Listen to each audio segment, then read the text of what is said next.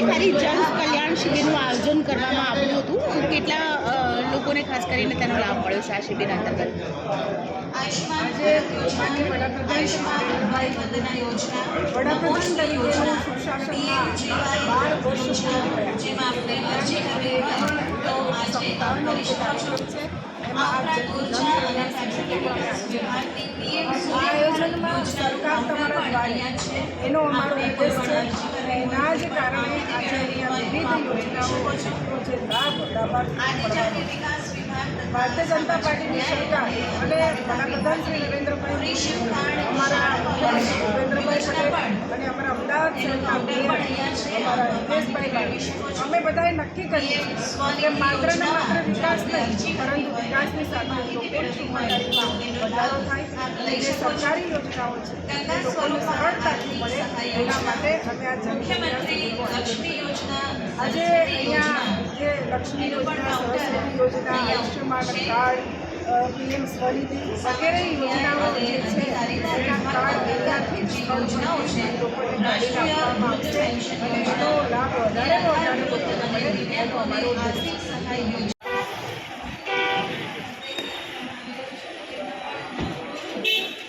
પ્રમાણે આ દેશના યશસ્વી વડાપ્રધાન શ્રી નરેન્દ્રભાઈ મોદી કે જેમણે સફળતાપૂર્વક પોતાના સુશાસનના 12 વર્ષ પૂર્ણ કર્યા છે અને ચૂંટાયેલી પાંખના કોઈ વડાપ્રધાને પહેલી વખત એવું છે કે જેમણે સતત 12 વર્ષ સુધી કામ કર્યું છે.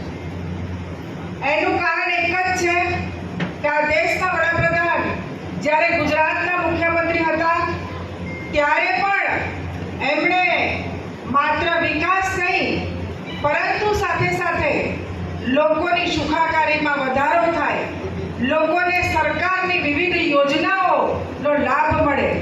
અને એનાથી વધારે કહું તો આ યોજનાઓ બનાવવાનું કામ જો કોઈ કર્યું હોય તો આ દેશના વડાપ્રધાન શ્રી નરેન્દ્રભાઈ મોદીએ કર્યું છે. કારણ કે વિકાસ તો દરેક સરકાર કરે, અમારી સરકારે વિકાસની સાથે સાથે ગરીબોના ઘરમાં કોઈ તકલીફ ના પડે તેના માટેની ચિંતા કરી છે. ને એના જ ભાગરૂપે આજે સરકાર તમારા દ્વારે તમારે જ્યારે કોઈ ઓફિસોમાં જઈ અને કોઈ કાર્ડ કઢાવવાનું થાય ને ત્યારે તમને ઘણી વખત તકલીફો પડતી હોય છે, પરંતુ અત્યારે આજે આ જનકલ્યાણ શિબિરમાં અહીંયાથી તમને તમારું જે કંઈ કાર્ડ કઢાવવાનું હશે, જે કંઈ યોજનાનું, એ અહીંયાથી તરત જ નીકળી જશે.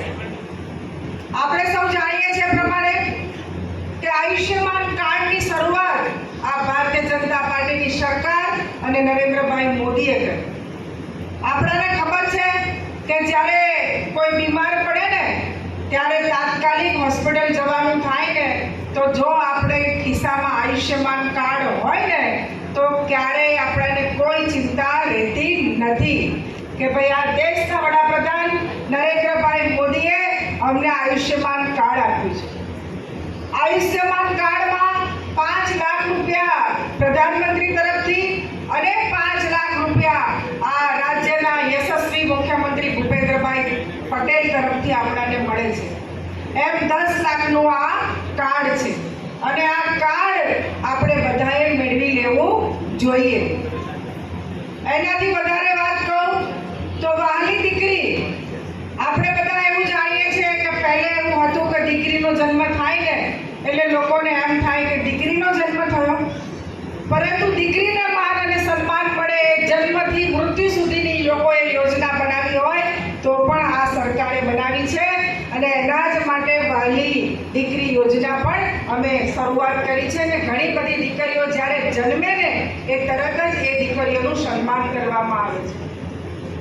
ત્યારબાદ સ્વનિધિ યોજના, આપણે સૌ જાણીએ છીએ પ્રમાણે કોરોનામાં ઘણા બધા લોકોનો ધંધો રોજગાર બંધ થઈ ગયો હતો અને ફરીથી એ ધંધા રોજગારમાં ઊભા થવા માટે લોકો ખૂબ તકલીફમાં હતા. ત્યારે આ દેશના વડાપ્રધાને નક્કી કર્યું કે ભાઈ આ ગરીબ માણસોનો ધંધો રોજગાર ચાલુ થાય એના માટે શરૂઆતમાં 10 લાખની લોન, બીજી વખત એ 10 લાખ ભરી દે એટલે 25 લાખ અને પછી 25,000 અને પછી એ 50,000 સુધીની લોન આ ગરીબ માણસોને આપવાની શરૂઆત કરીને એમના ધંધામાં બેઠા કરવાની શરૂઆત જો કોઈ કરી હોય તો એ પણ આ દેશના વડાપ્રધાને. આપણે કોઈ લોન લેવા જઈએ ને એટલે બેંકમાં જઈએ એટલે એ લોકો આપણાને એમ કહે કે આટલા ગેરેન્ટર લાવો, આ કરો, તે કરો. પરંતુ આ દેશના વડાપ્રધાન નરેન્દ્રભાઈ મોદીને આ મધ્યમ અને ગરીબ વર્ગના લોકો પર વિશ્વાસ હતો, માટે એમણે લોકોને આહવાન કર્યું કે આ બધાનો ગેરેન્ટેડ હું પોતે બનીશ અને મારા ગરીબ અને મધ્યમ વર્ગના લોકોના ગેરેન્ટેડ આ દેશના વડાપ્રધાન શ્રી નરેન્દ્રભાઈ મોદી બન્યા ને એના જ કારણે ફરીથી લોકો ધંધા રોજગારમાં પણ આગળ વધ્યા અને પોતે આ ધંધામાં કામ કરવા લાગ્યા. એનાથી આગળ કહું તો વિધવા બહેનોની વાત. જ્યારે કોઈ પણ મહિલા હોય ને એના માથા પરથી એનું છત્તર જતું રહે છે ત્યારે કોઈનો સહારો રહેતો નથી અને આ સહારો બન્યો હોય તો આ ભારતીય જનતા પાર્ટીની સરકાર બની અને એમણે આ વિધવા બહેનોનું પેન્શન સારી રીતે મળે અને રેગ્યુલર મળે એવા પ્રયત્નો પણ આ સરકારે કર્યા છે. શ્રી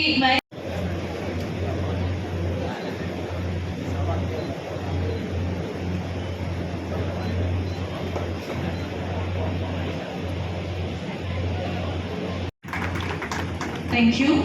મહેશભાઈને ફરી એકવાર વિનંતી કરી પુષ્પદંડીથી સ્વાગત કરવા.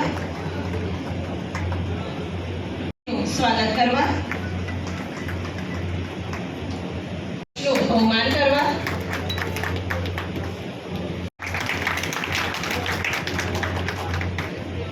સ્વાગત કરવા.